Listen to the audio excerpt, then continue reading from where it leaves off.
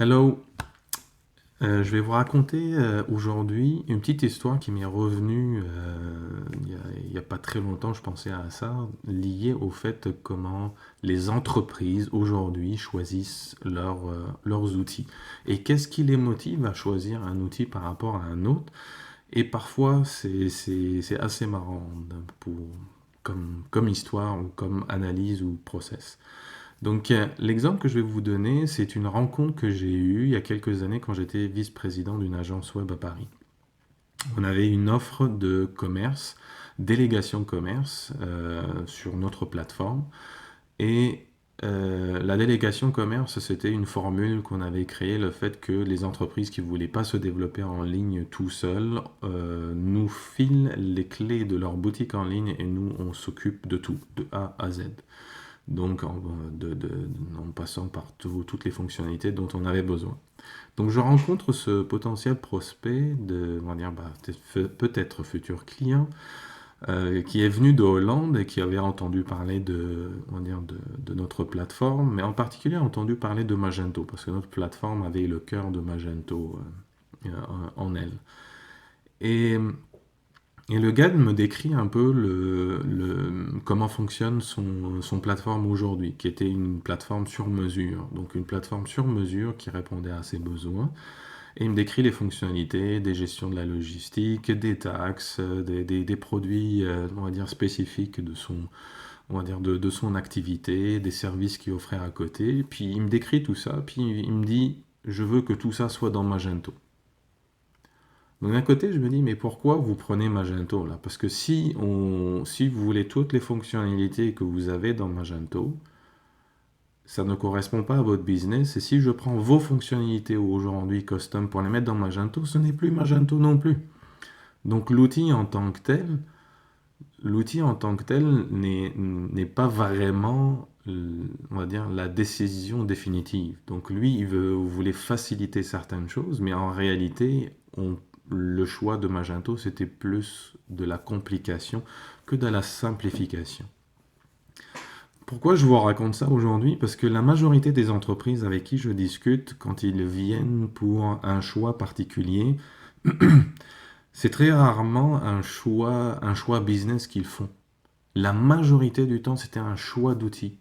Donc, et ils comprennent pas comment fonctionne l'outil. Et on se focalise plus sur le choix d'outils, mais aussi l'expérience utilisateur de certaines interfaces, et on oublie complètement l'expérience business qu'on veut faire derrière. Et parfois, c'est beaucoup plus intéressant de rester sur, on va dire, une solution custom qui répond à votre business, à votre façon de voir les choses, que de prendre un squelette euh, existant qu'on va tordre dans tous les sens et qu'on va dépenser de l'argent à droite et à gauche juste pour tweaker des règles d'affaires qui correspondent pas ou qui sont pas fournies avec cette plateforme-là.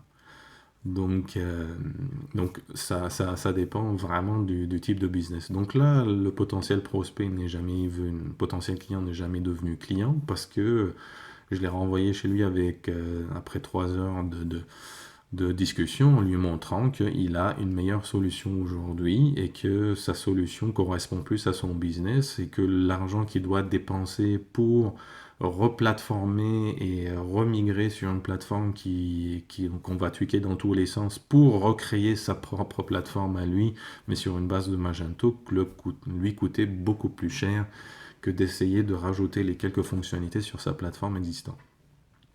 Donc c'est important en fait de voir que le choix d'une solution ou d'une plateforme va toujours arriver à la fin. C'est la dernière étape. On ne choisit pas une solution pour adapter notre business à une solution ou à une plateforme ou un outil.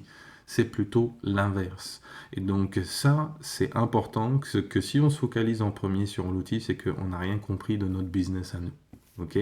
Donc c'est parfois dur à entendre, mais c'est la réalité. Et c'est la vérité, c'est là où je passe mon temps en tant que conseiller d'affaires à questionner pour m'assurer que j'ai moi-même compris votre business et quelle est l'utilité et l'avantage pour vous un outil ou une solution, dépenser un budget ici par rapport à un autre, et comment exploiter aussi des outils existants. Donc parfois on a une plateforme qu'on utilise à 5% de la plateforme.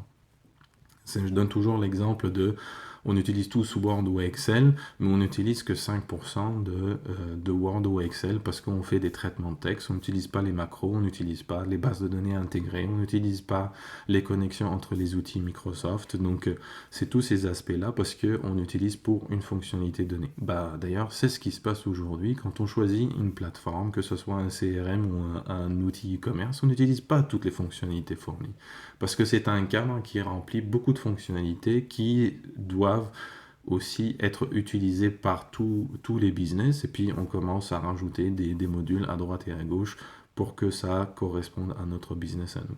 Donc la solution, la, la solution parfois est dans la voie du custom. Donc c'est pas, on ne fait pas un choix lié juste à un outil parce que tout le monde l'utilise. Et n'oubliez pas surtout que les outils qui sont mis à disposition, ce n'est qu'un squelette. Ok? Ce n'est qu'un squelette, c'est un cadre.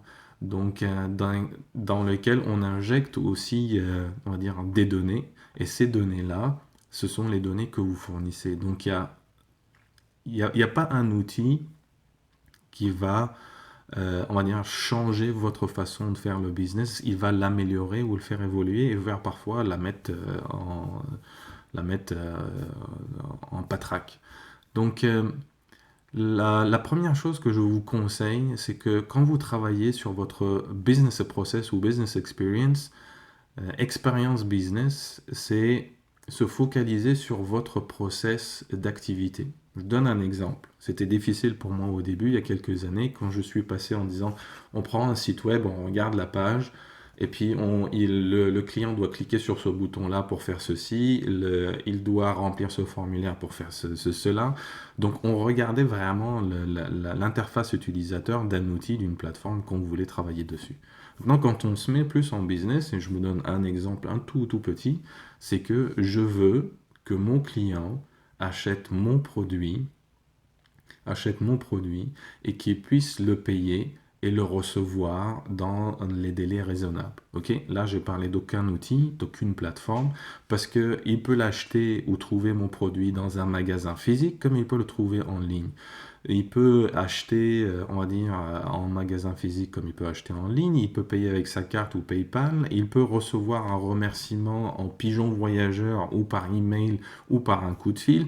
C'est là où ça se décline en fonctionnalité d'outils ou de plateformes qu'on veut en fait mettre en place et proposer pour faire vivre une expérience utilisateur globale, ok, ou expérience client, comme on veut dire. Mais quand on réfléchit au niveau business, on occulte complètement les outils.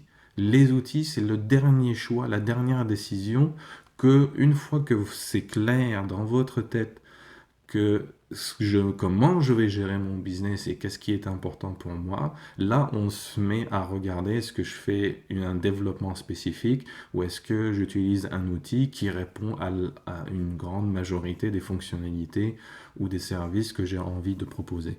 Donc ça c'est mon conseil d'aujourd'hui.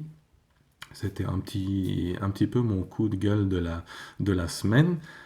Parce que j'en rencontre beaucoup. Et si vous avez besoin d'aide sur cet aspect-là, de comment vous aider à voir plus clair, ben, n'hésitez pas à faire appel à moi. Donc je voulais partager ça avec vous et vous souhaiter une très belle journée. Merci beaucoup.